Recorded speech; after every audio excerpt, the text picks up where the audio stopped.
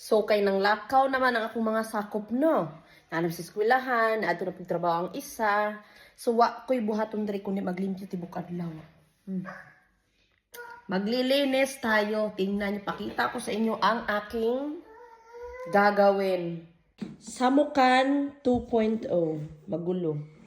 Ang aking tutupiin, ayan. Tutupiin ko yan kasi kada kumukuha kami ng damit makalat. And then galing yan sa laundry. Doon sa Taguig, pag nagtutupi ako ng damit noon, hindi ako nagtutupi ng damit doon. Kasi pagdating ng laundry, nagpapalaundry lang kami doon. Pag pinapalaundry namin, dumadating sa bahay is nakapilo na siya, nakatupi na. Or else, pag nag-hired ako ng maglinis ng bahay doon, nag-hired, tapulan, naglimpyo mo kong balay pod. Pero, ambot nga nung nag-hired pa.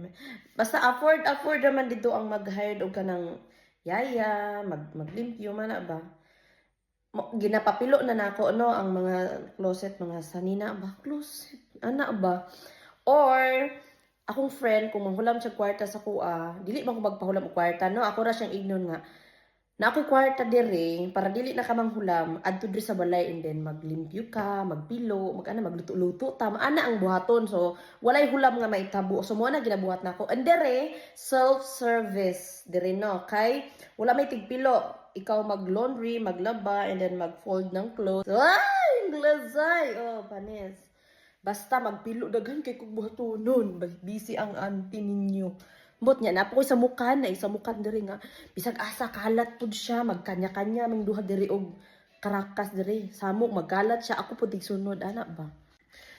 Iwan ko guys, ang pagtutupi talaga is pinaka-hate ko talaga. Hindi ko alam bakit gano'n. Ayaw ko kasing maraming maliit, may short, may ganun. Basta ang daming variation. Sa baka. Ano siya, og sundan na po na ako siya kay... Diba? Kaya dili mo siya sundan, dagan kay siya pang puniton. Nasuko na siya. Nasuko. Kabalo siya nga nung nasuko ka, pakita ko sa inyo. Nagagalit kasi nagapos na yung paa niya sa charger. Ginoo ko, masuko di ay. Na, yarabi ng lihok ko. Pinaka-hate ko talaga ang pagtutupi. Kaya buti na lang, yung kaibigan ko si Ate Jo dati, masipag yun magtupi, tapos pupunta siya sa bahay, and then sabi ko, instead na manghiram ka, pagpunta ka na sa bahay, and then may isang araw, kahit hindi man umabot ng isang araw, okay lang, basta matapos niya, parang ganon, o diba, kasi may stress pa ako magpahiram-hiram, basta ganon. And then, alam ko, pinaka-hate ko talagang pagtutupi, paglalaba, okay pa sa akin ang paglalaba, game pa ako niyan.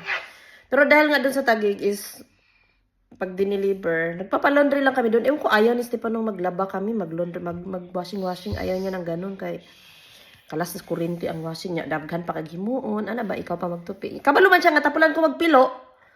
Tamad ako magtupi. So, ano na lang.